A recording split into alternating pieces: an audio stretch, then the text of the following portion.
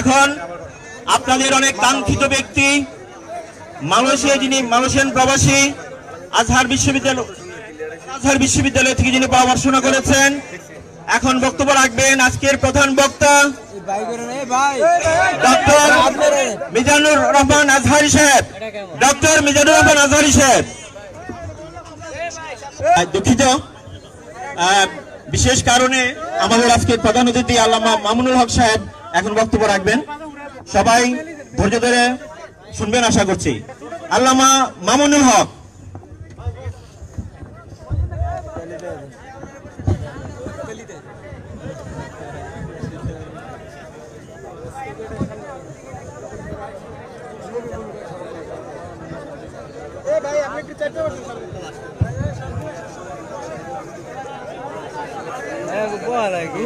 মাইকটি করতে 30 জন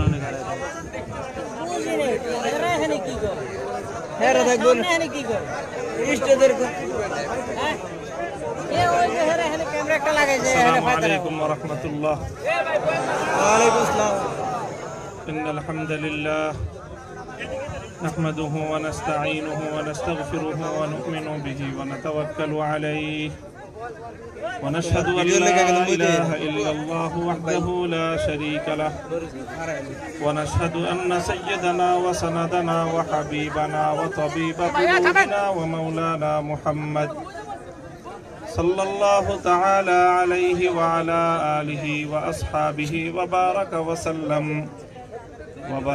وسلم تسليما كثيرا. أما بعد فأعوذ بالله من الشيطان الرجيم. بسم الله الرحمن الرحيم. يا أيها الذين آمنوا كتب عليكم الصيام كما كتب على الذين من قبلكم لعلكم تتقون. وقال تعالى ولو أن أهل القرى آمنوا واتقوا لفتحنا عليهم بركات. صدق الله العظيم. প্রবাস জীবনের এই মধ্যপ্রাচ্যের অন্যতম সুশৃঙ্খল এবং উন্নত দেশ, চমৎকার প্রাকৃতিক পরিবেশ এবং আমাদের বাংলাদেশের মানুষের আস্থার একটি জায়গা, কাতারের রাজধানী দোহার অন্তর্গত সুক আল হারাজের আজকে আমরা এখানে প্রবাসী ভাইয়েরা একত্রিত হয়েছি। বাংলাদেশ থেকে আমরা আপনাদের সাথে মিলিত হওয়ার জন্য পবিত্র রমজানুল মুবারকের এই মুবারক সময়ে সংক্ষিপ্ত এক সফরে আমরা তিনজন দাঈ ইলাল্লাহ আপনাদের মাঝে হাজির হয়েছি। আসলে বয়ান এবং নসিহত নয়, নিজের ভাইয়ের সঙ্গে দীর্ঘদিন পর নিজেরা মিলিত হওয়ার, একত্রিত হওয়ার আনন্দ ঘন এই উপলক্ষ, এটি হলো আজকে আমাদের জন্য সবচেয়ে বড় প্রাপ্তি।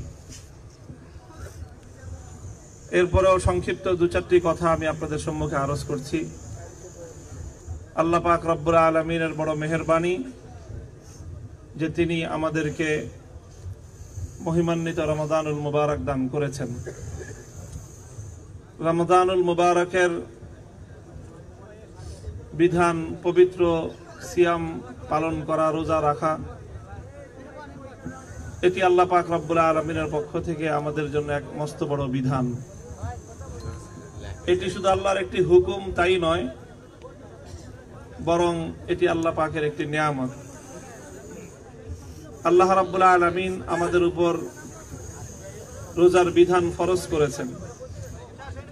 কেন ফরজ করেছেন? রোজার বিধানের উদ্দেশ্য শুধু এটা নয় যে আমরা সকাল থেকে সন্ধ্যা পর্যন্ত না খেয়ে থাকলাম, পানি পান করলাম না, না খেয়ে থেকে পানি পান না করে ক্ষুধার্ত এবং তৃষ্ণার্ত থেকে নিজেদেরকে কষ্ট দেওয়া, এটা আল্লাহ পাক রব্বুল আলামিনের উদ্দেশ্য নয়। আল্লাহ রাব্বুল আলামিন তার বান্দাকে কোনো কষ্টে ফেলতে চান না।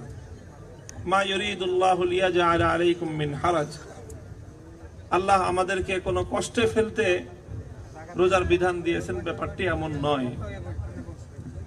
বরং ইসলামের প্রত্যেকটি বিধান, আল্লাহর প্রতিটি হুকুম, প্রত্যেকটি হুকুমের মধ্যে বান্দার উপকারিতা এবং কল্যাণ রয়েছে। দুঃখ এবং পরিতাপের বিষয় হলো আমরা অনেক সময় আল্লাহ রাব্বুল আলামিনের হুকুম, শরীয়তের বিধান, আমাদের নবী মুহাম্মদুর রাসূলুল্লাহ সাল্লাল্লাহু আলাইহি ওয়াসাল্লামের যে সুন্নাহ, সেই সুন্নাহর কল্যাণকারিতা এটা আমরা উপলব্ধি করতে ব্যর্থ হই। এই জন্য অনেক সময় আমাদের কাছে শরীয়তের বিধানগুলোকে, আল্লাহর হুকুমগুলোকে অনেক কঠিন মনে হয়। কিন্তু আসলে আমরা যদি আল্লাহর হুকুমের তাৎপর্য উপলব্ধি করতে পারতাম, তাহলে আমাদের কাছে আল্লাহর এই বিধানগুলো, আল্লাহর এই হুকুমগুলো এটা অনেক সহজ মনে হতো, আমাদের জন্য উপভোগ্য হয়ে উঠত। যেমন ধরেন, আমাদের বাহ্যিক বিবেচনায় শরীয়তের অন্যান্য হুকুমগুলোর তুলনায় রমজানের সিয়াম, রোজা রাখা, এটা তুলনামূলক একটু কঠিন মনে হয়। কারণ অন্যান্য ইবাদতের মধ্যে এরকম 15 ঘন্টা 16 ঘন্টা না খেয়ে থাকার কোনো সিস্টেম নাই। নামাজ একটু পর পর পড়ি, নামাজের মাঝখান দিয়ে খাওয়া যায়। রোজার আমরা হজের বিধান পালন করি, কিন্তু এরকম না খেয়ে থাকার একটা ইবাদত, এটা একমাত্র রোজার মধ্যে, সিয়ামের মধ্যে। কিন্তু যদি আমরা এই সিয়ামের, এই রোজার যে মূল তাৎপর্য, সেটা যদি উপলব্ধি করতে পারতাম, তাহলে আমরা এই রোজার ভিতরে আমাদের জন্য কতটা কল্যাণ নিহিত রয়েছে সেটা আমাদের উপলব্ধি হতো। কোরআনে পাকের মধ্যে আল্লাহ পাক রব্বুল আলামিন বলেছেন, ইয়া আইয়ুহাল্লাযীনা আমানু কুতিবা আলাইকুমুস সিয়ামু কামা কুতিবা আলাল্লাযীনা মিন ক্বাবলিকুম লাআল্লাকুম তাত্তাকুন। রোজার বিধান কেন দেওয়া হয়েছে? আমাদেরকে একটা বৈশিষ্ট্য অর্জন করার জন্য, একটা সিফাত হাসিল করার জন্য, নিজের মধ্যে একটা গুণ তৈরি করার জন্য। সেটা হলো কি? তাকওয়া। তাকওয়ার বৈশিষ্ট্য অর্জন হয় একজন মুমিনের জীবনে রোজার মাধ্যমে। এখন আমাদের কাছে তাকওয়ার গুরুত্ব বুঝে আসে না। রোজা রাখলে যেটা ফায়দা হবে, সিয়ামের দ্বারা আমি যেই উপকারিতা অর্জন করব, সেটাই যদি আমার কাছে বোধগম্য না হয়, আমার বুঝে না আসে, তাহলে তো আমি রোজার উপকারিতাটাও বুঝতে পারবো না। রোজার বড় উপকারিতা হলো এই যে একজন মানুষ রোজার মাধ্যমে মুত্তাকি হয়ে যায়, একজন মানুষের অন্তরের মধ্যে তাকওয়ার বৈশিষ্ট্য অর্জিত হয়। কিভাবে হয় সেটা দীর্ঘ আলোচনার বিষয়, খুব সংক্ষিপ্ত কথা বলার এখানে আমাদের ক্ষেত্র। তবে যেহেতু আল্লাহর কোরআন বলেছে, আমরা তো কোরআনকে বিশ্বাস করি। আমাদের ঈমান, আমাদের ইয়াকিন হলো পৃথিবীর সবকিছু মিথ্যা হতে পারে, কিন্তু আল্লাহর কোরআনের কোনো কথা ভুল হতে পারে না। এটা আমাদের ঈমান, এটা আমাদের ইয়াকিন, বিশ্বাস। তো সেই কোরআন বলতেছে যে রোজার বিধানের মাধ্যমে তোমরা মুত্তাকি হবে, তোমাদের মধ্যে তাকওয়ার বৈশিষ্ট্য আসবে।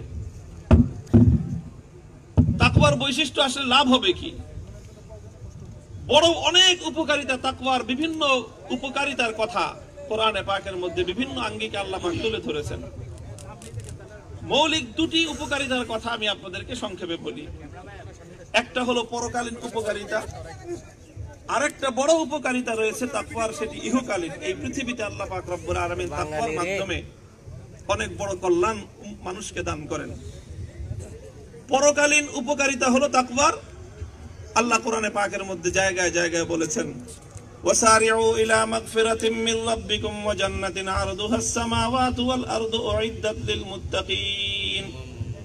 যে জান্নাত আল্লাহ প্রস্তুত করে রেখেছেন একমাত্র মুত্তাকিদের জন্য। কাদের জন্য? যারা তাকওয়া অর্জন করতে পারবে, জান্নাতে ঢোকার পারমিশন কেবল তারাই পাবে। তাকওয়াটাকে আমরা ধরে নিতে পারি এটা হলো এন্ট্রি কার্ড, জান্নাতের এন্ট্রি কার্ড। যাদের কাছে তাকওয়া থাকবে তারাই কেবলমাত্র আল্লাহর জান্নাত তথা বেহেশতের মধ্যে প্রবেশ করবার সুযোগ পাবে। যাদের মধ্যে তাকওয়া থাকবে না তারা বেহেশতে প্রবেশ করতে পারবে না। তাহলে তাকওয়ার বড় উপকারিতা হলো, সবচেয়ে বড় উপকারিতা, তাকওয়ার সবচেয়ে বড় উপকারিতা হলো, আপনারা একটু নীরব হন নাই, কথা বলেন, নীরবে কাজ করেন, যে যেভাবে আছে এইভাবে থাকতে দেন ভাই, যেভাবে আছে আর নড়াচড়া করবেন না, একটু একটু অল্প সময়ের প্রোগ্রাম, যে যেভাবে দাঁড়িয়ে আছে থাকতে দেন, যেভাবে বসে আছেন থাকতে দেন, নিজে দেখতে না পারলে একটু আরেক জায়গায় চলে যান। তাকওয়ার সবচেয়ে বড় উপকারিতা হলো যে তাকওয়ার দ্বারা মানুষ জান্নাত হাসিল করবে, তাকওয়ার মাধ্যমে মানুষ বেহেশতের অধিকারী হতে পারবে। তো কি বলেন, আল্লাহর জান্নাত হাসিল করা, বেহেশত অর্জন করার চেয়ে বড় কোনো সফলতা আর হতে পারে? সবচেয়ে বড় সফলতা, সবচেয়ে বড় কামিয়াবি একজন মানুষ হাসিল করবে তাকওয়ার মাধ্যমে। এটা হলো তাকওয়ার পরকালীন উপকারিতা। এই তাকওয়াই আমাকে এবং আপনাকে আমাদের ব্যক্তি জীবন থেকে নিয়ে সামষ্টিক জীবন পর্যন্ত, এই জাগতিক এবং এই পার্থিব জগতেও, এই দুনিয়ার জীবনেও আমাদেরকে মহা সফলতা এনে দিতে পারে এই তাকওয়ার বৈশিষ্ট্য। তাকওয়ার মাধ্যমে একজন মানুষের ব্যক্তি জীবন পরিশীলিত হয়, একজন মানুষ শুদ্ধ এবং পবিত্র একটি মানুষে পরিণত হয়। এমনকি এই তাকওয়ার মাধ্যমে মানুষের ব্যক্তিগত জীবনের সমস্যা তো সমাধান হয়ই, সামষ্টিক জীবন, রাষ্ট্রীয় জীবন, সামাজিক জীবনেও শান্তি শৃঙ্খলা প্রতিষ্ঠার ক্ষেত্রে এই পৃথিবীতে তাকওয়ার চেয়ে শক্তিশালী কোনো হাতিয়ার নেই। তাকওয়ার চেয়ে শক্তিশালী কোনো হাতিয়ার নেই। আজকে সারা দুনিয়া ব্যাপী চেষ্টা চলছে, স্লোগান উঠছে, নতুন সমাজ গড়বার এক আহ্বান সারা দুনিয়া ব্যাপী। এক অমানবিক এই পৃথিবী পরিবর্তন করে এক নতুন পৃথিবী গড়বার স্বপ্ন দেখানো হচ্ছে পৃথিবীর 700 কোটি মানুষকে, সারা দুনিয়ার মানুষকে বলা হচ্ছে। এবং বাস্তব আজকের এই পৃথিবী এবং আজকের এই পৃথিবীর বিশ্ব নেতৃত্ব যাদের হাতে, তারা সারা পৃথিবীটাকে মানুষের বসবাসের অযোগ্য করে তুলেছে। সারা পৃথিবীতে আজকে যুদ্ধের দামামা, সারা পৃথিবী জুড়ে আজকে মানুষ হত্যার আয়োজন। যদি আমি এ কথা বলি তাহলে একটুও বাড়িয়ে বলা হবে না, সারা পৃথিবীটাকে আজকে একটি কসাইখানায় পরিণত করা হয়েছে, একটুও বাড়িয়ে বলা হবে না। আর সারা পৃথিবী জুড়ে মানুষের রক্তে আল্লাহর এই জমিনটাকে রঞ্জিত করা হয়েছে। মুহতারাম হাজিরিন, এই যে পৃথিবী, এই অশান্ত পৃথিবীকে, অমানবিক এই পৃথিবীকে, কসাইখানার এই পৃথিবীকে যদি আমরা মানবিকতার ফুল বাগান দিয়ে সুসজ্জিত করতে চাই, আমি দ্ব্যর্থহীন ভাবে চ্যালেঞ্জের কণ্ঠে উচ্চারণ করতে চাই, তাকওয়ার চেয়ে উত্তম কোন মাধ্যম হতে পারে না। বলবেন কিভাবে? ছোট্ট দৃষ্টান্ত দেই। আমার কথার মূল উপলক্ষ এবং মূল প্রেক্ষাপটটা হলো আমার স্বদেশ ভূমি, আমার মাতৃভূমি, আমার সোনার দেশ বাংলাদেশকে কেন্দ্র করে আমি কথা বলবো। আমার জাতিকে নিয়ে আমি কথা বলতে চাই। এবং আমি বলতে চাই, যদি আমাদের 16 কোটি মানুষের ওই সোনার দেশটাকে যদি সত্যিকার অর্থেই সোনার বাংলা হিসেবে গড়ে তুলতে হয়, তাকওয়ার বৈশিষ্ট্যের কোনো বিকল্প নেই। কোরআনে পাকের একটি আয়াত আমি আপনাদের সম্মুখে তেলাওয়াত করেছি। ওয়ালাউ আন্না আহলাল কুরা আমানু ওয়াত্তাকাউ লাফাতাহনা আলাইহিম বারাকাতিম মিনাস সামাই ওয়াল আরদি ওয়ালাকিন কাযযাবু ফাআখাযনাহুম বিমা কানু ইয়াকসিবুন। আজকে আমার দেশ বাংলাদেশের উন্নতি, অগ্রগতি, জাতি হিসেবে আমরা সুখে শান্তিতে বসবাস করার যতগুলো ইন্ডিকেটর, যতগুলো এর উপলক্ষ রয়েছে, আমি বলি যে সবচেয়ে বড় ঘাপলাটা যেই জায়গায়, সেটা হলো যে আমরা কোনোভাবেই জাতি হিসেবে নীতি নৈতিকতার মানে আমরা উন্নত একটি জাতি হিসেবে এখনো পর্যন্ত নিজেদেরকে প্রতিষ্ঠিত করতে পারিনি। আজকে এই যেখানে আমরা বসবাস করছি, এ দেশ অনেক উন্নত, শান্তির দেশ, সুখের দেশ, নিরাপত্তার দেশ। এর পিছনের কারণ যদি আমরা অনুসন্ধান করি, তাহলে আমরা একটা জিনিস লক্ষ্য করতে পারবো যে এখানে অধিকাংশ মানুষ যাদের হাতে দেশ পরিচালিত হয়, সমাজ পরিচালিত হয় তারা নৈতিকতার দিক থেকে উন্নত একটি শ্রেণী। নীতিবান মানুষ তারা সমাজ পরিচালনা করছে বলে সমাজ শান্তির সমাজ। যেই সমাজের নেতৃত্ব অনৈতিক মানুষদের হাতে থাকে সেই সমাজে অন্য যত সমৃদ্ধি থাকুক না কেন সেই সমাজ কোনোদিনও শান্তির সমাজ হতে পারে না। আর যদি নীতি নৈতিকতা আসে, আল্লাহর কোরআন যা বলল তাকওয়ার সঙ্গে তার কি সম্পর্ক? আল্লাহ বলতেছেন পৃথিবীর কোন মানুষ, কোন দেশের মানুষ, কোন সমাজের মানুষ, কোন গ্রামের মানুষ, কোন সিটির মানুষ, কোন দেশের নাগরিকরা যদি দুটি বৈশিষ্ট্য অর্জন করতে সক্ষম হয়, দুটি বৈশিষ্ট্য, লাউ আন্না আহলাল কুরা আমানু ওয়াত্তাকাউ লাফাতাহনা আলাইহিম বারাকাত, তারা যদি ঈমান অর্জন করে এবং তাকওয়া অর্জন করে, আল্লাহ বলতেছেন লাফাতাহনা আলাইহিম বারাকাতিম মিনাস সামাই ওয়াল আরদ, আমি আল্লাহ পাক রব্বুল আলামিন সেই জাতির জীবনে আসমান এবং জমিন থেকে বরকতের দুয়ারগুলো খুলে দিব। সুবহানাল্লাহ। আল্লাহ যখন কোন জাতির জন্য বরকতের দুয়ার খুলে দিবেন, সে জাতির জীবনে অর্থনৈতিক সংকট থাকতে পারে না, সে জাতির জীবনে সামাজিক সংকট থাকতে পারে না। কাজে আজকে অর্থনৈতিক উন্নতির যে স্লোগান আমরা তুলছি, আমি বলতে চাই অর্থনৈতিক উন্নতির স্লোগানের জন্য, অর্থনীতির উন্নয়নের এই অ্যাচিভমেন্ট অর্জন করবার জন্য শুধুমাত্র জাগতিক অর্থনৈতিক উন্নতি আর সুন্দর সুন্দর ব্রিজ, কালভার্ট আর যোগাযোগ ব্যবস্থার উন্নতি যথেষ্ট নয়, বরং অন্যান্য উন্নতির পাশাপাশি, সামাজিক উন্নতির পাশাপাশি একটি দেশ এবং একটি জাতির অর্থনৈতিক উন্নয়নে তাকওয়ার ভূমিকা অপরিহার্য। কিভাবে? আল্লাহ বলতেছেন যে তাকওয়ার মাধ্যমে আমি আসমান এবং জমিন থেকে বরকতের দুয়ার খুলে দিব। আল্লাহ পাক রব্বুল আলামিন যখন কোন জাতির জন্য বরকতের দুয়ার খুলে দিবেন, সে জাতির জীবনে আর অভাব বলতে কিছু থাকতে পারে না, অভাব থাকতে পারে না। অভাব থাকবে না অর্থ কি? আল্লাহ পাক আসমান থেকে রুটি রোজগারের, আল্লাহ পাক আসমান থেকে চাল ডাল অথবা ধান গমের বস্তা ভরে আল্লাহ আসমান থেকে জমিনে পাঠিয়ে দিবেন, অথবা রাতারাতি জমিন ফুঁড়ে টাকার গাছ গজায় যাবে। ব্যাপারটা এমন নয়। ব্যাপার যেটা সেটা হলো এই যে তাকওয়ার মাধ্যমে একটি জাতি এমন ভাবে গড়ে উঠতে পারে, তাকওয়ার মাধ্যমে একটি জাতি এমন ভাবে তারা নিজেদেরকে গড়ে তুলতে পারে যে সেই জাতির মধ্যে অর্থনৈতিক আর কোনো সংকট থাকবে না। ছোট্ট একটা ইন্ডিকেটর দিয়ে আমি আপনাদের কাছে কথা শেষ করি। আমরা তো মনে করি যে অর্থনৈতিক উন্নয়নের জন্য সম্পদের দরকার। কিসের দরকার? সম্পদ বাড়লে অর্থনৈতিক উন্নতি হয়, এটাই তো আমাদের সাধারণ ধারণা। সম্পদ কাকে বলে? ওয়েলথ। সম্পদ কাকে বলে? আমাদের সাধারণ ধারণা হলো ওই সম্পদ মানে হলো টাকা পয়সা, সম্পদ মানে হলো স্বর্ণ রূপা, সম্পদ মানে হলো আরেকটু কাঁচামালের দিকে গেলে গরু ছাগল ভেড়া বকরি, সম্পদ হলো বিভিন্ন ফসলি ভূমি থেকে উৎপাদিত বিভিন্ন ফসল, ফল ফলাদি, এগুলোকে আমরা সম্পদ মনে করি। কিন্তু সম্পদের প্রকৃত চিত্র, সম্পদের প্রকৃত পরিচয় যদি তুলে ধরা হয়, তাহলে বলতে হয় যে এই পৃথিবীতে সর্বশ্রেষ্ঠ সম্পদ যেটা, সেটাকে বলা হয় হিউম্যান রিসোর্স, মানব সম্পদ। পৃথিবীতে সবচেয়ে মূল্যবান সম্পদের নাম কি? মানব সম্পদ। মানব সম্পদ, হিউম্যান রিসোর্স, মানব সম্পদ, এটা হলো আসমান এবং জমিনের মধ্যখানে সর্বশ্রেষ্ঠ সম্পদ। মানব সম্পদের উন্নয়ন ছাড়া অন্য সমস্ত উন্নতির পরেও একটি জাতি কোনোদিন উন্নত জাতির আসনে বসতে পারে না।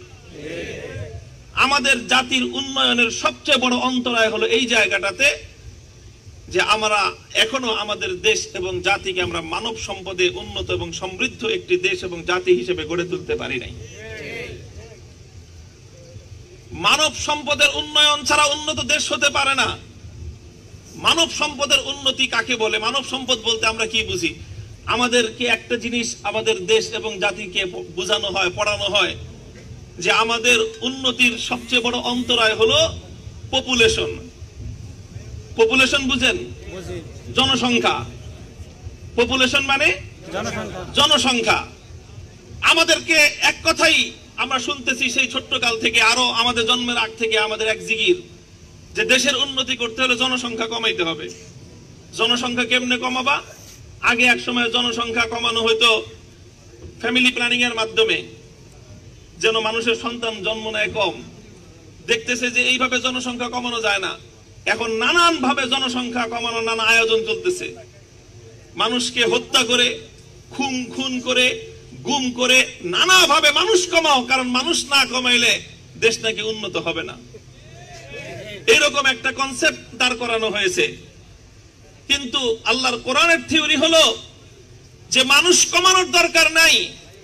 আল্লাহ পাক রব্বুল আলামিন যেই পপুলেশন তৈরি করেছেন, আল্লাহ যেই জনসংখ্যা তোমাদেরকে তৈরি করে দিয়েছেন, হে জাতির কর্ণধার, জাতির পরিচালক, তোমাদের দায়িত্ব হলো এই জনসংখ্যাকে জনসম্পদে রূপান্তর করো। জনসংখ্যাকে যদি জনসম্পদে রূপান্তর করা যেত, তাহলে যেই জাতির কাছে যত বেশি জনসম্পদ থাকতো, সেই জাতি পৃথিবীতে তত উন্নত জাতি হিসেবে মাথা উঁচু করে দাঁড়াতে পারত। আজ আমাদের ব্যর্থতা এই জায়গায়, আমাদের জনসম্পদ সারা দুনিয়াকে আজকে তারা সুসজ্জিত করতেছে। আমার দেশ থেকে শ্রমিক এসে আজকে এই আরবের মরুভূমিতে তারা ফুল ফোটায়, যেখানে ফুল ফোটার কথা ছিল না, যেখানে একটা উদ্ভিদ উৎপন্ন হওয়ার কথা না।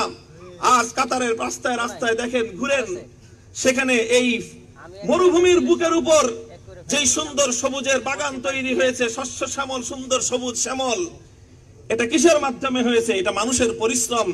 মানুষ যখন নিজেকে সম্পদ হিসেবে পরিণত করে এই মরুভূমির বালুকার উপর মেহনত করেছে, পরিশ্রম করেছে, পাথরের উপর যখন পরিশ্রম করেছে, তো মানুষের পরিশ্রমের মাধ্যমে মরুভূমির এই শুষ্ক বালুকার উপর সুন্দর সবুজের বাগান তৈরি হতে পারে। দুঃখ পরিতাপের বিষয় হলো এই যে আমরা আমাদের দেশ এবং জাতির জনসংখ্যাকে জনসম্পদে রূপান্তর করতে পারি নাই। জনসম্পদে রূপান্তর করতে ব্যর্থ হয়ে এখন আমরা দোষ চাপাচ্ছি আল্লাহর উপর যে জনসংখ্যা বেশি হয়ে গেছে, এজন্য দেশের উন্নতি হয় না। আমরা বলতে চাই, জনসংখ্যা বেশি হলে একটি দেশ আরো বেশি উন্নত হওয়া সম্ভব, একটি জাতি আরো বেশি উন্নত হওয়া সম্ভব, যদি দেশের দায়িত্বশীল জাতির কর্ণধাররা যদি জাতির জনসংখ্যাকে জনসম্পদে রূপান্তর করতে পারে। লম্বা কথা বলার অবকাশ নেই, মুহতারাম অন্যান্য মেহমানরা কথা বলবেন। সর্বশেষ যেই কথা বলে আমি আলোচনা শেষ করতেছি, জনসংখ্যা জনসম্পদ হয় কিভাবে? জনসংখ্যা জনসম্পদ হয় কিভাবে? আজকে গ্রেট চীন, গণচীন, তাদের হাতে 150 কোটি মানুষ, 150 কোটি মানুষের 300 কোটি হাতকে তারা জনসম্পদে রূপান্তর করেছে। সারা পৃথিবীর মার্কেট গুলো আজকে চায়না দখল করে রেখেছে। আপনার দেশ থেকে নিয়ে আমার একেবারে আমেরিকার ওয়াশিংটনের আপনার জেনারেল স্টোর থেকে নিয়ে শুরু করে আমাদের বাংলাদেশের গ্রামগঞ্জের পল্লী অঞ্চলের একটা মুদি দোকান পর্যন্ত প্রোডাক্ট কিনতে যাবেন, 5 পয়সা দামের একটা সুই কিনতে গেলে তার উপর দিকে পিছন দিক দিয়ে লেখা দেখবেন মেড ইন চায়না। সারা দুনিয়ার মার্কেট তারা দখল করে রেখেছে, তারা অর্থনীতির উন্নতি অর্জন করতেছে। কথা ঠিক কিনা? কিসের মাধ্যমে করেছে? তাদের সেখানে তো জনসংখ্যার অভাব নাই, তারা 150 কোটি মানুষের হাতকে কর্মের হাতে পরিণত করেছে, উন্নতি অর্জন করেছে। তো এই যে জনসংখ্যাকে জনসম্পদে রূপান্তর করতে হলে কিভাবে করা যায়? আমাদের পশ্চিমা বিশ্বের থিওরি হলো 3 দিকের উন্নতি করো, 3টা ডেভেলপমেন্ট। জনসংখ্যাকে জনসম্পদে রূপান্তর করতে হলে 1 নম্বর হলো এডুকেশনাল ডেভেলপমেন্ট, শিক্ষার উন্নতি লাগবে। তারপরে হলো ট্রেনিং লাগবে, উন্নত ট্রেনিং। তারপরে আর কি লাগবে? তারপরে লাগবে হলো অভিজ্ঞতার উন্নতি। এডুকেশনাল ডেভেলপমেন্ট, ট্রেনিং ফ্যাসিলিটিস, তারপরে টেকনিক্যাল প্রোগ্রেস, প্রযুক্তির উন্নতি। এই সমস্ত উন্নতির মাধ্যমে জনসংখ্যাকে জনসম্পদে রূপান্তর করার একটা কর্মসূচি আছে, মানব সম্পদ বিভাগ আছে, যুব উন্নয়ন বিভাগ আছে। কিন্তু আজ এই কথা স্পষ্ট এবং পরিষ্কার যে শুধুমাত্র শিক্ষার উন্নতির দ্বারা, শুধু প্রশিক্ষণের উন্নতির দ্বারা, শুধু প্রযুক্তিগত উন্নতির দ্বারা মানুষ প্রকৃত জনসম্পদে রূপান্তর হতে পারে না। বরং শিক্ষা আছে, প্রশিক্ষণ আছে, প্রযুক্তির উন্নতি আছে, আরেকটা উন্নতির দরকার। সেই উন্নতির নাম হলো ইথিক্যাল ডেভেলপমেন্ট, নৈতিকতার উন্নতি। যদি আপনি শিক্ষার উন্নতির পাশাপাশি, যদি আপনি ট্রেনিং এর উন্নতির পাশাপাশি, দক্ষতার উন্নতির পাশাপাশি, প্রযুক্তির উন্নতির পাশাপাশি যদি ইথিক্যাল ডেভেলপমেন্ট থাকে, নৈতিকতার উন্নতি থাকে, তাহলে একজন মানুষ প্রকৃত অর্থে সে উন্নত মানব সম্পদ, এবং এই ধরনের মানুষের দ্বারাই একটি দেশ এবং জাতির উন্নতি হওয়া সম্ভব। আর না হলে বাকি সব আছে, শিক্ষার উন্নতি আছে, দক্ষতার উন্নতি আছে, প্রযুক্তির উৎকর্ষতা আছে, কিন্তু নৈতিকতার উন্নতি নাই। তাহলে কি হবে জানেন? মানুষ অনেক বড় বড় ডিগ্রি তার কাছে থাকবে, অনেক দক্ষতা তার কাছে থাকবে, অনেক প্রযুক্তিগত উৎকর্ষতা তার মধ্যে থাকবে, কিন্তু নৈতিকতার উন্নতি যদি তার মধ্যে না থাকে, তাহলে এই লোকটা হবে একটা শিক্ষিত চোর, এই লোকটা হবে একজন দক্ষ চোর, এই লোকটা হবে একজন প্রযুক্তিতে উৎকর্ষ সাধিত একজন চোর। আর এই উচ্চ শিক্ষিত, উচ্চ প্রশিক্ষণ প্রাপ্ত আর উচ্চ প্রযুক্তি সমৃদ্ধ এই চোরেরা যা করবে সেটা হলো এক রাতের এক ডিজিটাল চুরির মাধ্যমে 800 কোটি টাকা জাতীয় ব্যাংক থেকে চুরি করে নিয়ে যাবে। অশিক্ষিত সাধারণ চোররা সারা জিন্দেগি চুরি করেও 800 কোটি তো দূরের কথা, 8 কোটি টাকাও চুরি করতে পারে না। এই জন্য কোরআনের থিওরি হলো এই, আল্লাহর কোরআনের জাতি এবং সমাজ উন্নয়নের, মানুষকে উন্নয়নের মূল থিওরি হলো শুধু শিক্ষা, দক্ষতা আর প্রযুক্তিগত উন্নতির দ্বারা দেশ উন্নত হয় না, জাতি উন্নত হয় না। জাতির উন্নতির জন্য নৈতিকতার উন্নতির প্রয়োজন। আর সেই নৈতিকতার উন্নতির জন্য সবচেয়ে বড় মানদণ্ড হলো মানুষের অন্তরের মধ্যে যখন আল্লাহর ভয় আসবে, মানুষের অন্তরের মধ্যে যখন তাকওয়া তৈরি হবে, তখন সেই মানুষটা হয় নীতিবান একজন মানুষ। আসুন আল্লাহ পাক রব্বুল আলামিন আমাদেরকে তৌফিক দান করেন, আমরা রমজানুল মুবারকের এই রোজার মাধ্যমে তাকওয়া হাসিল করি। একটি তাকওয়ার গুণে যখন আমরা গুণান্বিত হব, শিক্ষা, প্রশিক্ষণ, প্রযুক্তিগত উন্নতির পাশাপাশি তাকওয়ার এই উন্নতির মাধ্যমে আমরা নিজেরাও উন্নত হতে পারবো, দেশ এবং জাতিরও উন্নয়ন হওয়া সম্ভব। আল্লাহ পাক রব্বুল আলামিন তাকওয়ার বৈশিষ্ট্যের মাধ্যমে আমাদের ইহকাল এবং পরকাল, দুনিয়া এবং আখিরাত উভয় জগতে পরিপূর্ণ সফলতা এবং কামিয়াবি দান করুন। ওয়া আখিরু দাওয়ানা আলহামদুলিল্লাহি রাব্বিল আলামিন।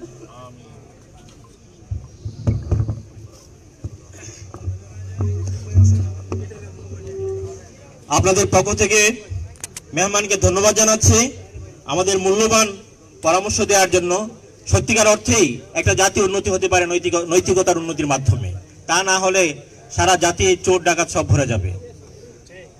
আল্লাহ আমাদেরকে আল্লাহর ভয়, আমরা যদি আল্লাহর ভয় আমাদের মনের মধ্যে ঢোকাতে পারি, তাহলে নিশ্চয়ই আমরা সমস্ত অপকর্ম থেকে দূরে থাকব। সম্মানিত সুধীবৃন্দ, এখন আপনাদের সামনে বক্তব্য রাখবেন সারা পৃথিবীর আলেম সমাজের, বিশেষ করে যুব সমাজের নয়নমণি ডক্টর মিজানুর রহমান আজহারি।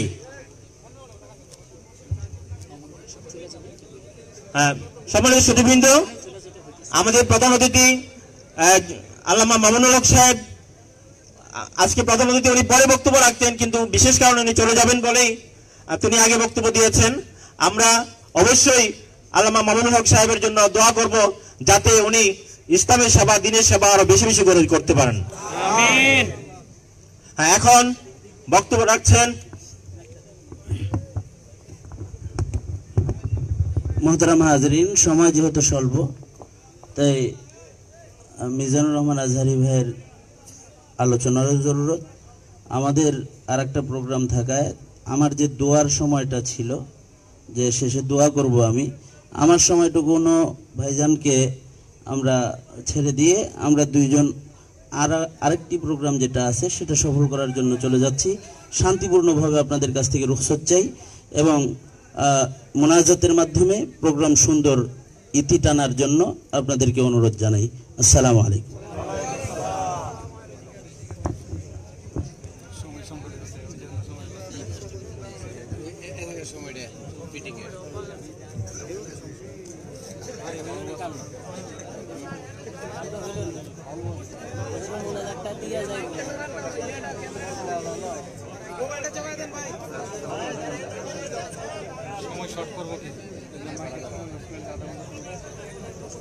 السلام عليكم ورحمة الله تعالى وبركاته. إن الحمد لله نحمده ونستعينه ونستغفره ونؤمن به ونتوكل عليه ونعوذ بالله من شرور أنفسنا ومن سيئات أعمالنا. من يهده الله فلا مضل له ومن يضلل فلا هادي له أي فلن تجد له وليا مرشدا.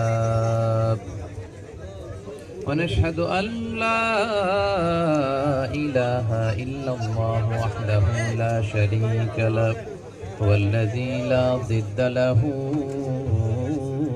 ولا ند له لا مثل له ولا مثيل له لا وزير له ولا كفيل له لا شبه له ولا شبيه له لا ولد له ولا والد له وهو الواحد الفرد الصمد لم يلد ولم يولد ولم يكن له كفوا أحد. ونشهد أن سيدنا ونبينا وحبيبنا وبشيرنا ونذيرنا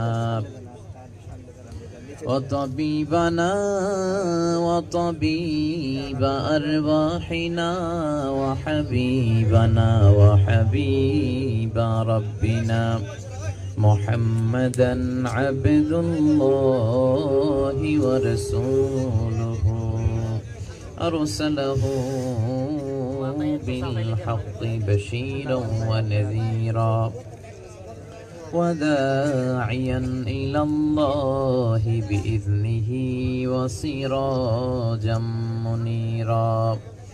أما بعد فقد قال الله تعالى في كلامه المجيد وفي فرقانه الحميد. أعوذ بالله من الشيطان الرجيم. بسم الله الرحمن الرحيم. التائبون العابدون الحامدون السائحون الراكعون الساجدون الآمرون بالمعروف والناهون عن المنكر والحافظون لحدود الله وبشر المؤمنين. إن الله وملائكته يصلون على النبي يا أيها الذين آمنوا صلوا عليه وسلموا تسليما. اللهم صل على محمد وعلى آل محمد كما صليت على إبراهيم وعلى آل إبراهيم إنك حميد مجيد. اللهم بارك على محمد وعلى آل محمد كما باركت على إبراهيم وعلى آل إبراهيم إنك حميد مجيد. সকল প্রশংসার মালিককে আল্লাহ, সকল ক্ষমতার উৎসকে আল্লাহ, কেউ যেটা পারে না পারে কে আল্লাহ, সে আল্লাহর জন্য পড়ছি আলহামদুলিল্লাহ। সবাই পড়ি রব্বানা লাকাল হামদ। حمدا كثيرا طيبا مباركا فيه يا ربي لك الحمد كما ينبغي لجلال وجهك وعظيم سلطانك لك الحمد بالإيمان لك الحمد بالإسلام لك الحمد بالقرآن আমরা প্রশংসা করলাম কার? সব সময় প্রশংসা করব কার?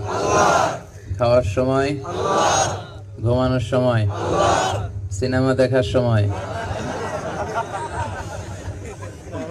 কাতারে সিনেমা চলে? চলে? এই রমজান মাসেও চলে? এগুলো মুসলমানরা দেখতে পারে না। মুসলমান ভয় পায় একজনকে, তিনি কে? আমরা আমাদের চোখ দিয়ে শুধু ওই কাজই করতে পারি, ওই যে দৃশ্যই দেখতে পারি যেটা দেখলে সওয়াব হয়, ঠিক কিনা? কান দিয়ে তো ওইটাই শুনবো যেটা শুনলে সওয়াব আছে না নাই? যেন কানে শুনি সদা তোমার কালাম, হে খোদা চোখে যেন দেখি শুধু কুরআনের আয়াত, শোনো আমার মোনাজাত। পড়েন, শোনো শোনো ইয়া ইলাহি আমার মোনাজাত, শোনো আমার মোনাজাত। পড়েন আমিন। এজন্য আমরা যেদিকে তাকাবো বুঝে শুনে তাকাতে হবে। মুমিন চাইলেই যে কোনো দিকে নজর করতে পারে না। আল্লাহ বলেছে কুল্লিল মুমিনিনা ইয়াগুদ্দু মিন আবসারিহিম, ও নবী আপনি মুমিনদেরকে বলে দিন তারা যেন তাদের চোখকে নিম্নগামী করে। মন চাইলেই যে কোনো দিকে দৃষ্টি দেয়া যাবে না। আল্লাহ বলছেন lower your gaze, lower your eyesight, fear Allah, আল্লাহরে ভয় করো আর চোখটারে নামাও। তাহলে অন্তরের মধ্যে ইমানি লাজ্জাত, ইমানি স্বাদ দিয়ে হৃদয়টারে নুরানি করে দিবে কে? আল্লাহ। এই হৃদয়টাকে তাকওয়ার ভয় দিয়ে গুণান্বিত করবার জন্যই আল্লাহ তাআলা আমাদেরকে এই সিয়াম দান করেছেন। এই সিয়াম পেয়ে আমরা খুশিটা বেজার। যারা আজকে এই কাতারের রাজধানী দাওহাতে এই চমৎকার প্রোগ্রামের অ্যারেঞ্জ করেছেন, আমি ওই ভাইদেরকে আন্তরিক শুভেচ্ছা এবং মোবারকবাদ জানাই।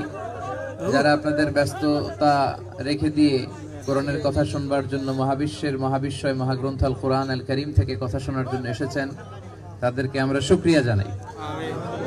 কাতারে আপনাদের কেমন লাগে? ভালো। কাতার স্বপ্নের দেশ, খাটতে খাটতে জীবন শেষ। কষ্ট হয়। এই কষ্ট করে উপার্জন যারা করে এদের ইনকাম হালাল, আর হালাল খেয়ে দোয়া করলে কবুল করে কে? আল্লাহ। আপনাদের এক পা জান্নাতে এমনি ঢুকে আছে, আর এক পা শুধু ঢুকাইতে হবে। সুবহানাল্লাহ পড়বেন না? আল্লাহ রাসূল সাল্লাল্লাহু আলাইহি ওয়াসাল্লাম এক কর্মজীবী মানুষের সাথে মুসাফা করলেন, এক সাহাবার সাথে। দেখলেন যে সাহাবার হাতটা বড় রুক্ষ, শক্ত। রাসূল সাল্লাল্লাহু আলাইহি ওয়াসাল্লাম বললেন, শক্ত কেন তোমার হাত? ওই শ্রমিক সাহাবী বলল, ইয়া রাসূলুল্লাহ আমি খেজুর বাগানে কাজ করি, আমি কুঠার দিয়ে কাঠ কাটি, বাজারে বিক্রি করি। আল্লাহ রাসূল সাল্লাল্লাহু আলাইহি ওয়াসাল্লাম এই কথা শুনে চোখের পানি ছেড়ে দিলেন। ওই হাতটার মধ্যে একটা চুমু খেলেন আর বললেন, নিজ হাতে উপার্জিত অর্থ দিয়ে মানুষ যে জীবন চালায়, লাইফ লিড করে, এর চেয়ে শ্রেষ্ঠ জীবন আর হতে পারে না। আপনারা জান্নাতি, জান্নাতে যাওয়া আপনাদের জন্য সহজ। আল্লাহ এই দুনিয়ার বুকে তোমার এই পৃথিবীর কাতারের দাওহাতে আমরা যেমনি একত্রিত হতে পেরেছি, আমরা তোমার জান্নাতুল ফেরদাউসের ভিতরে যেন এমনি একসাথে থাকতে পারি। আল্লাহ তুমি তৌফিক দাও। আমিন। এইখানে আওয়াজ করলেন কারা কারা? আওয়াজ করবেন না, আওয়াজ করব না। অনেক বড় গ্যাদারিং, এখানে সবাই মন মতো হুজুরকে দেখতে পাবে না, কেউ বসে কেউ দাঁড়িয়ে। তবে হুজুরকে ইউটিউবে দেখতে পাওয়া যায়। ইউটিউবে ওয়াজগুলো আছে না নাই? নাম লিখে সার্চ দিলে এসি রুমে বসে ঠান্ডা মাথায় শুনবেন। আলহামদুলিল্লাহ। না কথা বলবেন না, আওয়াজ করবেন না, মেহেরবানি করে, মেহেরবানি করে আওয়াজ করবেন না। আপনাদের ফানার সেন্টারে আপনাদেরকে থামাতে লেগে গিয়েছে 15 মিনিট। আমার হাতে আছেই আর 20 মিনিট। এখন আপনাদেরকে থামাতেই যদি লাগে 15 মিনিট, তাহলে কথা বলার সুযোগ থাকবে না। আমরা শৃঙ্খলা বজায় রাখবো। আমি সবসময় ডিসিপ্লিনের কথা বলি। আমাদের বাংলাদেশিদের এই বদনাম, আমরা এই বদনাম নিয়ে আর ঘুরতে চাই না, ঠিক কিনা? আমরা ডিসিপ্লিন, পাংচুয়ালিটি, ক্লিনলিনেস, এই তিনটা জিনিস আমাদেরকে প্র্যাকটিস করে কাতার থেকে শিখে যেতে হবে। দেখেন এখানে কত পরিচ্ছন্ন, কত পরিষ্কার, নিট এন্ড ক্লিন।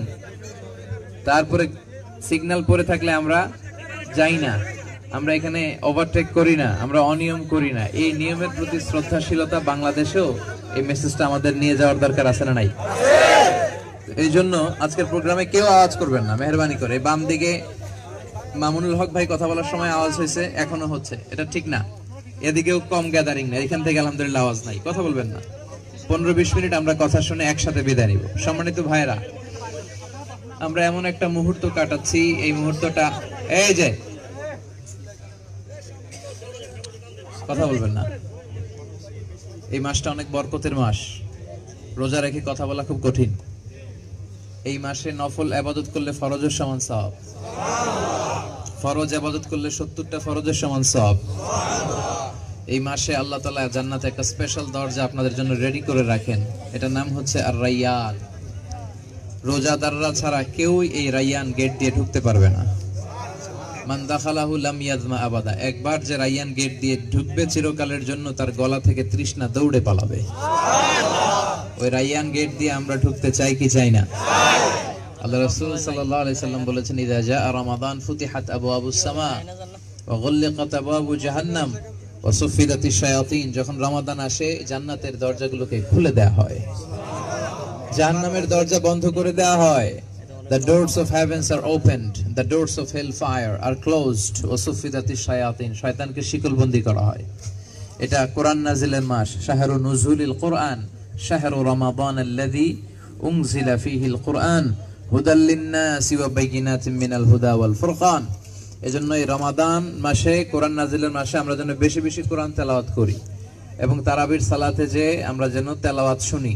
কারণ কোরআন এমন কিতাব, এই কিতাব পড়লেও সওয়াব, এই কিতাব শুনলেও সওয়াব, এই কিতাব ধরলেও সওয়াব, এই কিতাবের জন্য মরলেও সওয়াব, ঠিক কি না? ওয়া ইযা কুরিআল কুরআনু ফাসতামিউ লাহু ওয়া আনসিতু লাআল্লাকুম তুরহামুন। যখন তোমাদের কাছে কোরআনের তেলাওয়াত করা হয় মনোযোগ দিয়ে শোনো, রহমতের ঝিরিঝিরি বারিধারা তোমাদের উপর নাজিল করবে কে? আল্লাহ।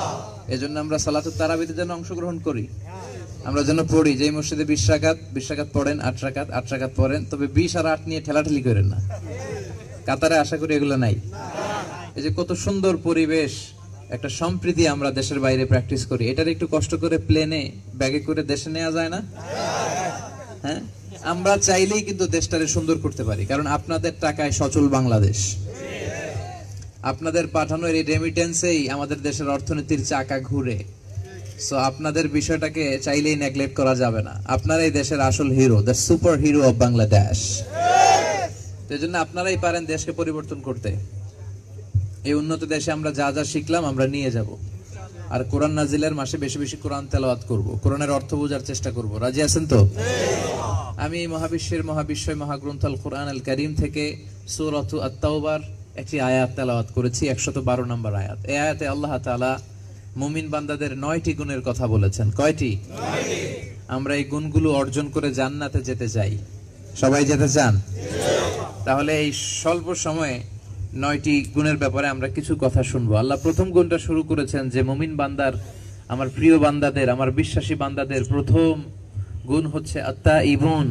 মুমিন বান্দারা অপরাধ করলেই, অন্যায় করলেই তওবা করে আমার কাছে ফিরে আসে। তওবার দরজা আমাদের জন্য খোলা আছে না নাই? আছে, সব সময় খোলা। আপনি যখনই আল্লাহরে আল্লাহ বলে ডাক দেন, আল্লাহ শুনে কি শুনে না? আল্লাহ বলে ওয়া ইযা সাআলাকা ইবাদি আন্নী করিব। ও নবী, লোকেরা যখন জিজ্ঞেস করে আমি আল্লাহ কই, ও নবী আপনি বলে দেন আমি কাছে। আল্লাহ কি কাছে না দূরে? কম কাছে না বেশি কাছে?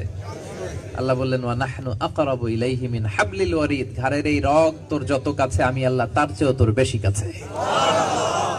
But we have to feel that. আমাদেরকে এটা ফিল করতে হবে যে আল্লাহ আমাদের কাছে।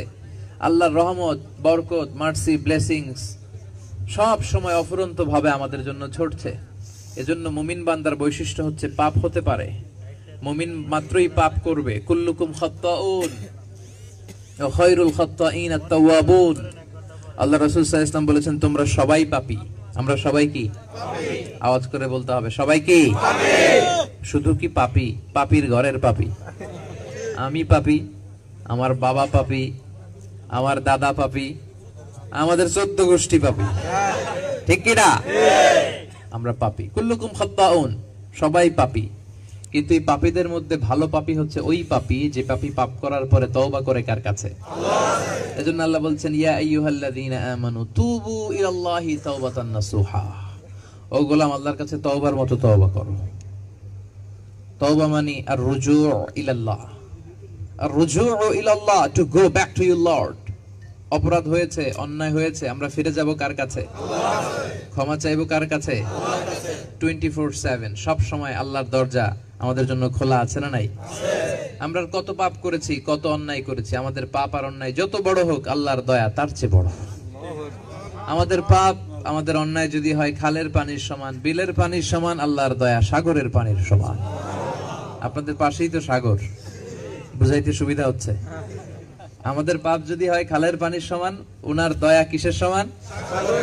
সাগরের পানির সমান। আমাদের পাপ যদি হয় সাগরের পানির সমান, আল্লাহর দয়া মহাসাগরের পানির সমান।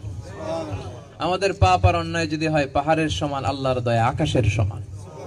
আল্লাহু আকবার।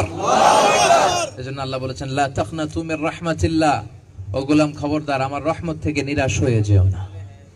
লা তাইআসু মির রাউহিল্লাহ, ইন্নাহু লা ইয়াইআসু মির রাউহিল্লাহি ইল্লাল কওমুল কাফিরুন। সূরা ইউসুফে আল্লাহ বললেন, আমার রহমত থেকে নিরাশ হয়ো না। Never lose hope, never be frustrated. মুমিন কখনো আশা হারাতে পারে না। ভরসা রাখে কার উপর? Every time you feel like you cannot go on, you feel so lost that you are so alone. Every time you feel like you cannot go on, you feel so lost that you are so alone. Don't despair and never lose hope, 'cause Allah is always by your side. Insha'Allah, Insha'Allah, pardon?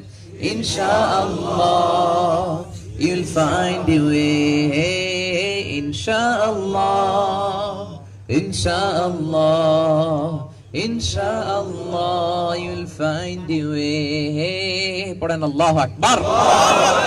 Never lose hope. আশা ছেড়ে দিও না, নিরাশ হয় না। মুমিন কখনো নিরাশ হয় না, মুমিন হাল ছাড়ে না, হতাশ হয় না, মুমিন ভরসা রাখে কার উপর?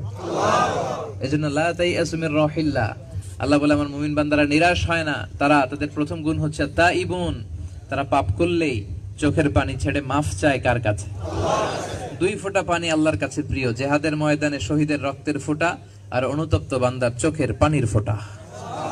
অনুতপ্ত বান্দা যখন ভুলগুলো স্বীকার করে, অন্যায়গুলো স্বীকার করে, মাথাটাকে নিচু করে চোখের পানি ছেড়ে আল্লাহর কাছে ক্ষমা চাইতে শুরু করে, অনুতপ্ত বান্দার চোখের পানির ফোঁটা তার চোখ বেয়ে, নাকের ডগা বেয়ে মাটিতে পড়ার আগেই আল্লাহ এই বান্দার জীবনের সব গুনাহ মাফ করে দেয়।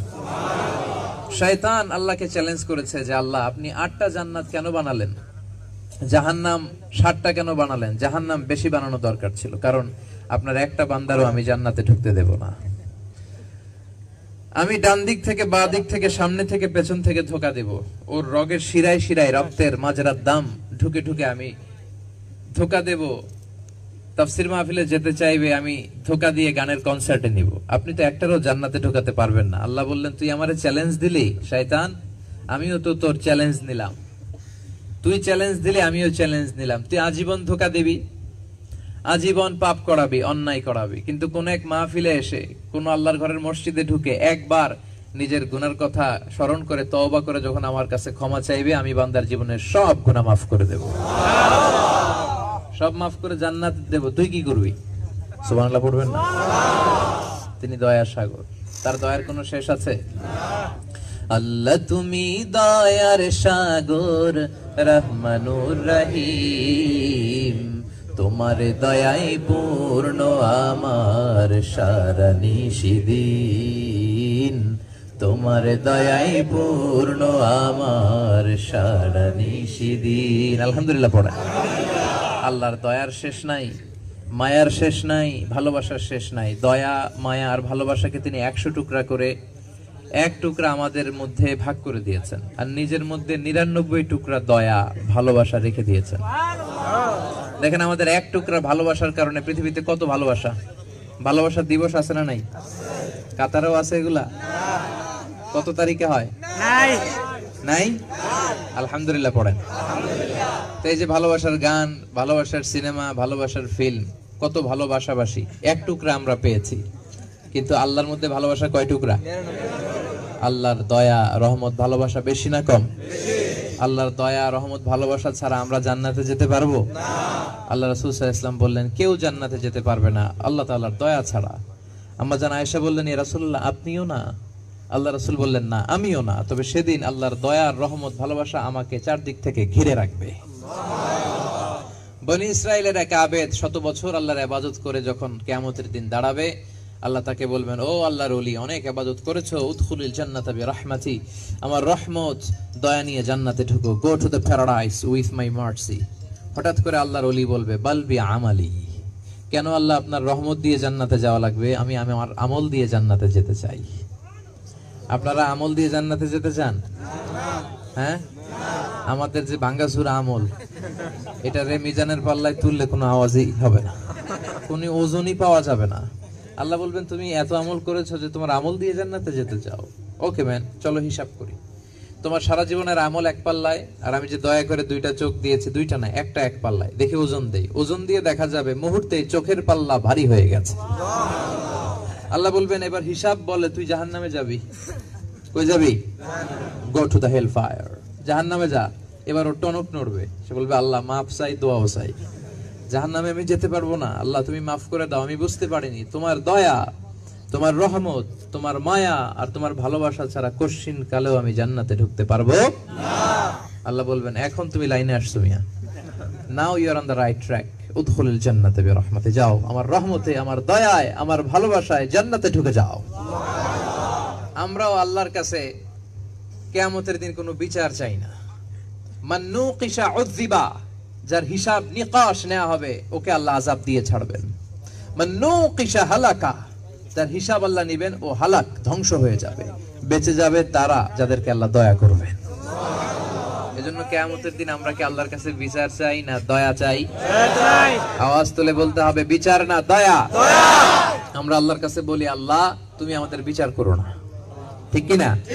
রোজ হাসরে আল্লাহ আমার করোনা বিচার, আল্লাহ করোনা বিচার, পড়ে না আমিন। বিচার চাহি না তব দয়া চাহে এ গুনাহগার, আল্লাহ করোনা বিচার, পড়ে না আমিন। এজন্য যত পাপই করি এটা মাফ করবে কে? তিনি হচ্ছেন গাফিরিয যামবি ওয়া কাবিলিত তাওব, গুনাহ মাফ করে দেন, তিনি তাওবা কবুল করেন। এজন্য আল্লাহ বলেন, আমার মুমিন বান্দার প্রথম গুণ তাইবুনা। আওয়াজ করে পড়েন, আর তাইবুনা মানে তওবাকারী। আমরা তওবা করব কার কাছে? ইস্তিগফার কার কাছে? বিষ্ণুই বলতেন, আল্লাহি লা আস্তাগফিরুল্লাহ ওয়া আতুবু ফিল ইয়াউমি আকসার মিন 70 মাররা। আমি বিশ্বনবী সাল্লাল্লাহু আলাইহি সাল্লাম প্রতিদিন 70 বারেরও বেশি আল্লাহর কাছে তওবা করি। যার কোনো গুনাহ নাই উনি যদি করে 70 বার, আমগো করা দরকার কয়বার? তওবা করতে রাজি আছেন? ইস্তিগফার পড়তে রাজি আছেন? মুমিন বান্দার দ্বিতীয় গুণ আল আবিদুনা। আল আবিদুনা মানে ইবাদত করবে কার? আল্লাহ। আওয়াজ করে কার? আল্লাহ। ওমা খালাকতুল জিন্না ওয়াল ইনসা ইল্লা লিয়াবুদুন। ইবাদতের জন্য আমরা পৃথিবীতে এসেছি। ইবাদত করলে লাভ আছে না নাই? আছে। কি লাভ? আল্লাহ বললেন, ফালিয়াবুদু রাব্ব হাযাল বাইতাল্লাযী আত'আমাহুম মিন জু' ওয়া আমানাহুম মিন খাউফ। ফালিয়াবুদু রাব্ব হাযাল বাইত। তোমাদের উচিত এই কাবা ঘরের রব আল্লাহর ইবাদত করা। আমরা বললাম, আল্লাহ তোমার ইবাদত করলে আমাদের কি লাভ? আল্লাহ বললেন, ইবাদত করলে দুইটা লাভ। আল্লাযী আত'আমাহুম মিন জু', ইবাদত যারা করবে তাদের প্রথম লাভ, তারা যখন ক্ষুধার্ত হবে তাদেরকে আমি রিজিক দেব। 2 নাম্বার লাভ, ওয়া আমানাহুম মিন খাউফ, বিপদে পড়লে আমি আল্লাহ নিরাপত্তা দেব। সুবহানাল্লাহ। ইবাদতকারীদের 2টা লাভ। প্রথম লাভ হচ্ছে রিজিক দিবে। রিজিক দেয় কে? আল্লাহ। নাকি খাদ্যমন্ত্রী না প্রধানমন্ত্রী? প্রধানমন্ত্রীরেও রিজিক দেয় কে? আল্লাহ। দিও তৃষ্ণা পেলে ঠান্ডা পানি, ক্ষুধা পেলে লবণ ভাত, আল্লাহ এই গরিবের শোনো শোনো মোনাজাত, আল্লাহ এই গরিবের শোনো শোনো মোনাজাত, আল্লাহ এই গরিবের। পড়ে না আমিন? আমিন। গোটা বিশ্বের সবাইকে রিজিক দেয় কে? আল্লাহ। মানুষগুলোকে খাইয়ে পড়িয়ে বাঁচিয়ে রাখলো কে? আল্লাহ। সাগরের ভেতরের মাছগুলোরে খাওয়ায় কে? আল্লাহ। জিন জাতিগুলোরে লালন পালন করে কে? আল্লাহ। আল আবিদুনা, ওই জন্য ওই আল্লাহর জন্য ইবাদত করতে হবে। মুমিন বান্দার প্রথম গুণ, অন্যায় করলেই তওবা কার কাছে? দুই নাম্বার গুণ আল আবিদুনা, সব সময় ইবাদত চলবে কার? চাইবো কার কাছে? নাকি খাজা বাবা না, ল্যাংটা বাবা না, দয়াল বাবা না, পাগলা বাবা না, চাইবো কার কাছে? আল্লাহ যদি আমাদের যার যত চাওয়া আছে সবও দিয়ে দেয়, আল্লাহর ভান্ডারের কোনো ঘাটতি পড়বে না। আল্লাহ বলেন সবাই যা চাও সবও যদি দিয়ে দেই, আমার ধন ভান্ডারের 1 ইঞ্চিও কমবে না। তিন নম্বরে আল্লাহ বললেন আল হামিদুনা, মুমিন বান্দারা প্রথম গুণ তাওবা করবে, দ্বিতীয় গুণ তারা ইবাদত করবে, তৃতীয় গুণ তারা প্রশংসা করবে কার? আল্লাহর প্রশংসা। সকালে আল্লাহর প্রশংসা, বিকেলে প্রশংসা, রাতে আল্লাহর প্রশংসা, বিপদে আল্লাহর প্রশংসা, ভালো সময় আল্লাহর প্রশংসা। যারা আল্লাহর প্রশংসা করে, শুকরিয়া করে, তাদেরকে আল্লাহ বড় পছন্দ করেন। বিষ্ণু ঈসা ইসলাম সবসময় আল্লাহর কাছে দোয়া করতেন, আল্লাহ আমি যেন শুকরগুজার বান্দা হই। তিনি বলতেন আল্লাহুম্মা জাআলনি সাবুরা ওয়াজআলনি শাকুরা ওয়াজআলনি ফি আইনি সগীরা ওয়া ফি আয়ুনিন নাসি কাবীরা। আল্লাহ আপনি আমারে ধৈর্যশীল বান্দা বানান, ও আল্লাহ আমারে প্রশংসাকারী শুকরগুজার বান্দা বানান, আমার চোখে আপনি আমারে ছোট বানান, মানুষের চোখে আপনি আমারে বড় বানান। আওয়াজ করে পড়েন আমিন। তাহলে প্রশংসা চলবে কার? আল্লাহ। আল্লাহর প্রশংসা করে আমরা শেষ করতে পারবো? আওয়াজ করে বলেন পারবো? পৃথিবীর সব সাগরের পানি যদি কালি হয়, সব গাছ যদি কলম হয়, এই কলম দিয়ে সাগরের জল নামক কালি, গাছের পাতা নামক খাতার উপরে যদি আমরা আল্লাহর প্রশংসা লিখতে শুরু করি, আল্লাহর প্রশংসা করে শেষ করা যাবে না। কুল লাউ কানাল বাহরু মিদাদাল লিকালিমাতি রাব্বি লানাফিদাল বাহরু ক্বাবলা আন তানফাদা কালিমাতু রাব্বি ওয়ালাউ জিনা বিমিসলিহি মাদাদা। কখনো প্রশংসা করে শেষ করা যাবে না। সাগরের জলকে কালি করে, গাছের পাতাকে খাতা করে, তোমার মহিমা লেখা শেষ হবে না, যদিও লিখি প্রভু জীবন ভরে। সাগরের জলকে কালি করে, পড়েন আল্লাহু আকবার। তাহলে সব সময় প্রশংসা চলবে কার? কম কম না বেশি বেশি? আল্লাহ তোমার প্রশংসা যেন আমরা বেশি বেশি করতে পারি, তৌফিক দাও। 4 নম্বরে আল্লাহ বললেন সাইহুনা, মানে ভ্রমণকারী।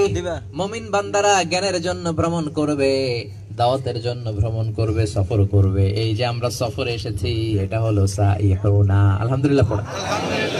আপনি 5টা বই পড়ে যা না শিখবেন, আপনি দেখে তার চেয়ে বেশি শিখতে পারবেন সফর করে। আমি 3 দিনের সফরে অনেক কিছু শিখেছি, অনেক জায়গায় গিয়েছি। এই কাতারের ডেভেলপমেন্ট কিভাবে হলো, আজকে ডক্টর নায়েফ নামে একজন প্রফেসর জামিয়াতুল কাতার, ওনার সাথে আমার একটা সিটিং ছিল। বললাম যে how did you make this huge development in Qatar? কাতারে কিভাবে উন্নতি সম্ভব হলো? কাতারের এই যে তামিম আল মাজদ কি করে, এই যে হেসার 4টা দেশ ওদেরকে বয়কট করার পরেও কিভাবে কোমরটাকে শক্ত করে নিজের পায়ে কাতারে দাঁড়ালো। Tell me the story of Qatar. কাতারের গল্প শোনাও আমাকে। আমি সারা জীবন বাংলাদেশে থেকে, মালয়েশিয়া থেকে, কাতারের বাস্তবিক চিত্র থেকে নলেজ এক্সপেরিয়েন্স কি কখনো পেতাম সফর না করলে? না।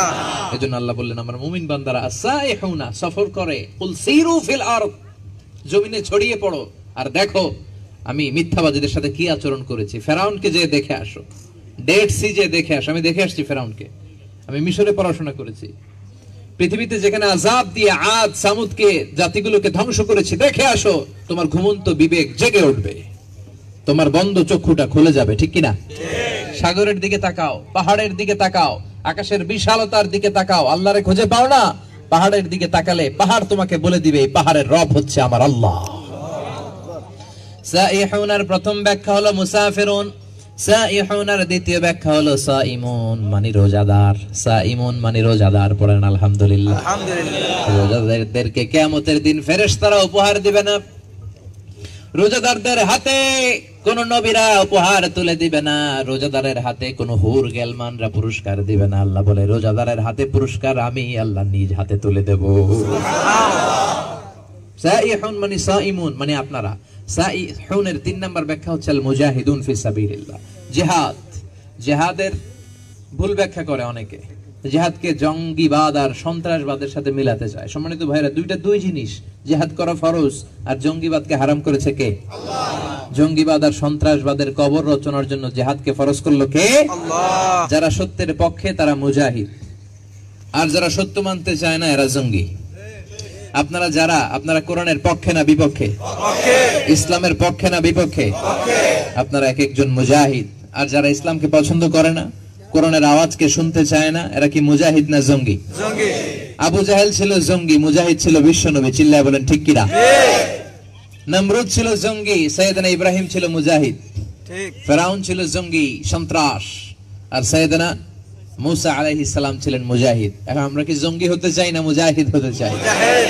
আল্লাহ বললেন আমার এক একটা বান্দা মুজাহিদুন মানে সাইহুন। 5 নম্বরে আল্লাহ বললেন রাকিউন, 6 নম্বরে সাজিদুন। রাকিউন সাজিদুন, মুমিন বান্দার গুণ হলো সব সময় তারা রুকু করবে, সব সময় সিজদা করবে। সবকিছু সিজদা করে কারে? আল্লাহ। ওয়ান নাজমু ওয়াশ-শাজারু ইয়াসজুদান।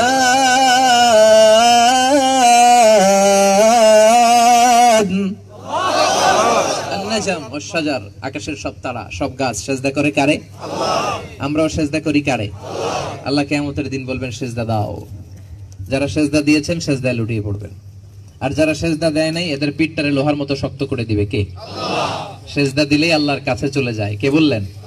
এজন্য আমরা 5 ওয়াক্ত সালাত জামাতের সাথে আদায় করব। রাজি আছেন? ইনশাআল্লাহ। সালাত যারা কায়েম করে তাদের উপর রহমত নাজিল করে কে? আল্লাহ। সালাত কায়েম করো, সালাত কায়েম করো, হবে সম্মানী তুমি, হবে জান্নাতি তুমি, হবে সম্মানী তুমি, হবে জান্নাতি তুমি, দিবে কাল হাসরে শীতল ছায়া আরশে আজিম, রাব্বিয়াল আলা রাব্বিয়াল আযীম। পড়েন আমিন। আল্লাহ কিয়ামতের দিন যেন তোমার রুকু সিজদা করে দেখাতে পারি, তুমি তৌফিক দাও। আমিন। এরপর আল্লাহ বললেন আল আমিরুনা বিল মারুফ নাহুনা আনিল মুনকার। 7 আর 8 নাম্বার হলো মুমিন বান্দারা সৎ কাজের আদেশ দেয়, 8 নম্বরে হলো অসৎ কাজ থেকে বারণ করে। নামাজ শুধু নিজে বললে হবে না, নিজেও পড়বো, বন্ধুরে নিয়েও মসজিদে ঢুকবো, ঠিক কিনা? ঠিক। অন্যায় নিজেও করব না, সমাজে আশেপাশে কোথাও অন্যায় হতে দিব না। আল্লাহ তুমি তৌফিক দাও। আমিন। সব শেষে আল্লাহ বললেন আল হাফিজুনা লিহুদুদিল্লাহ। মুমিন বান্দার সর্বশেষ 9 নাম্বার গুণ হলো হাফিজুনা লিহুদুদিল্লাহ। হুদুদিল্লাহর তাফসিরে এসেছে ফারাইদুল্লাহ, কারণ মুমিন কখনো ফরজকে নষ্ট হতে দেয় না। মুমিন ফরজকে নষ্ট হতে দেয় না। কাজ আছে নফল পড়েন না, আল্লাহ মাফ করবে। কাজ আছে সুন্নাহ পড়েন না, আল্লাহ মাফ করবে। কিন্তু ফরজ পড়েন নাই, আল্লাহ মাফ করবে না। ফরজ সালাত যেন না ছাড়ি, ফরজ সিয়াম যেন না ছাড়ি, ফরজ ইবাদত যেন না ছাড়ি। মুমিনরা সব সময় ফরজকে সংরক্ষণ করে। হাফিজুনার আরেকটা তাফসির এসেছে আল হালাল ওয়াল হারাম। মুমিন বান্দারা হালাল হারাম বেছে চলবে। আমরা যখন উপার্জন করব হালাল করব না হারাম? সবাই করেন তো? খাবেন যখন হালাল না হারাম? অনেকে উপার্জনের সময় 2 হাতে কামায়, হালালও কামায় হারামও কামায়, এরকম আছে না নাই? হারামে কোনো বরকত নাই, হালালে বরকত ঢুকাই দিছে কে? আল্লাহ। শেষ কথা বলি, আওয়াজ করে বলেন, গরু খাওয়া হালাল না হারাম? হালাল। কুকুর খাওয়া হারাম। বাংলাদেশের পার্সপেক্টিভ খেয়াল করেন। বাংলাদেশে প্রতিদিন কসাইরা গরু জবাই করে না কুকুর? গরু। কুরবানিতে কি জবাই হয়? গরু। আচ্ছা, গরু বা গাভী বছরে বাচ্চা দেয় কয়টা? কুকুর দেয় কয়টা? 6টা 7টা। তো কুকুর বাচ্চা দেয় বেশি, গরু বাচ্চা দেয় কম। কুকুর জবাই করে খাওয়া হয় না, গরু জবাই করে খাওয়া হয়। তারপর আমাদের এই বাংলাদেশের ভেতরে বলেন তো গরু বেশি না কুকুর বেশি? কারণ গরু হালাল, আর হালালের ভেতরে বরকত ঢুকায় দিয়েছে কে? আল্লাহ। আমরা যেন হালাল উপার্জন করে আল্লাহর প্রিয় ভাজন বান্দা হতে পারে, আল্লাহ তুমি তৌফিক দাও। আমিন। আমরা যেন সৎ কাজের আদেশ আর অসৎ কাজের নিষেধ করে তোমার প্রিয় ভাজন হতে পারি, তৌফিক দান করো। আমিন। আল্লাহ রুকু সিজদা দিয়ে যেন তোমার কাছে যেতে পারি, তৌফিক দান করো। আমিন। আল্লাহ তোমার প্রশংসা করে আর তোমার ইবাদত করে আর সব সময় তোমার কাছে তওবা করে আমরা যেন জান্নাতি বান্দা হতে পারি, আল্লাহ তুমি তৌফিক দাও। আমিন। আমরা যেন আল্লাহর মুকাররাবিন হতে পারি, আল্লাহ তুমি তৌফিক দাও। আমিন। সম্মানিত ভাইরা, প্রবাস জীবনে এরকম তাফসীর মাহফিল আমাদের জন্য রহমত, ঠিক কি না? ঠিক। সামনে যদি আমাদের ভাইয়েরা আবারও কোনো তাফসির মাহফিলের ডাক দেয়, আপনারা যেতে রাজি আছেন সবাই? আমরা সেখানে যেও মাহফিলকে সার্থক করবো, চিল্লায় পড়েন ইনশাআল্লাহ। আমার ভাইরা, শাহজাহান ভাই আছেন এখানে, আমার প্রিয় ভাই আমিনুল হক ভাই আছে, আমার জাহাঙ্গীর ভাই আছে, আরো অনেক ভাইরা আছে যারা এই প্রোগ্রামের জন্য নিরলস কষ্ট করেছে। আমরা আল্লাহর কাছে দোয়া করি আল্লাহ যেন তাদের কষ্টকে কবুল করে নেয়। কি নাম আমাদের দুলাল ভাই, আজকের প্রোগ্রামের সভাপতি, আল্লাহ তুমি দুলাল ভাইকেও কবুল করো। আল্লাহ আমাদের এই জামায়াতটা, বসাটাকে তুমি কিয়ামতের দিন আমাদের নাজাতের ওসিলা বানাও। আমরা শুধু তোমার সন্তুষ্টির জন্য এসেছি। আজকে তো ইফতারি নাই, কোনো ইফতারি নাই, সেরেফ একজনকে খুশি করার জন্য এসেছি। তিনি কে? আল্লাহ তোমার খুশির জন্য এসেছি। আজকের এই বসাটাকে আমাদের নাজাতের ওসিলা বানাও। আমরা দেশের বাইরে যেন একসাথে মিলেমিশে চলতে পারি। আমি সবসময় বলি, দেশের বাইরে আমাদের একটা মাত্র পরিচয়, প্রবাসী মুসলমান বাংলাদেশী, ঠিক কিনা? এখানে আওয়ামী লীগ বিএনপি থাকবে, জামাত ইসলাম জাতীয় পার্টি থাকবে, হেফাজত থাকবে, তাবলিগ থাকবে, কিন্তু এটা নিয়ে এই দেশে মারামারি করা যাবে না। আমরা এখানে সবাই ভাই ভাই, এমন ভাবে চলবো যাতে আমাদের ইমেজটা গোটা বিশ্বের বুকে পজিটিভ একটা ইমেজ আমরা কনভে করতে পারি। আমাদেরকে কেউ যেন না বলে যে আমরা পাংচুয়ালিটি বুঝি না, কেউ যেন না বলে আমরা অপরিচ্ছন্ন, কেউ যেন আমাদেরকে না বলে যে আমরা গন্ডগোল করি। আমরা সব সময় যেন বেশি নিয়ম মেনে চলি। আমরা যেন সব সময় গোটা বিশ্বের বুকে লাল সবুজের পতাকার নামটা তুলে ধরতে পারে। আল্লাহ তুমি তৌফিক দাও। যারা আমাকে ইনভাইট করেছেন শুকরিয়া, যারা লম্বা সময় আমাদের বয়ান শুনলেন আপনাদেরকেও শুকরিয়া জানাই। আমি আপনাদের সবাইকে ভালোবাসি, আমি আপনাদের সবার জন্য দোয়া করি, আমি আপনাদের সবার কাছে দোয়া চাই। আপনারা সবাই ভালো থাকবেন, সুস্থ থাকবেন, সুন্দর থাকবেন। আবারও হয়তো দেখা হয়ে যাবে পৃথিবীর অন্য কোনো প্রান্তরে। আসসালামু আলাইকুম ওয়া রাহমাতুল্লাহি তাআলা ওয়া বারাকাতুহু।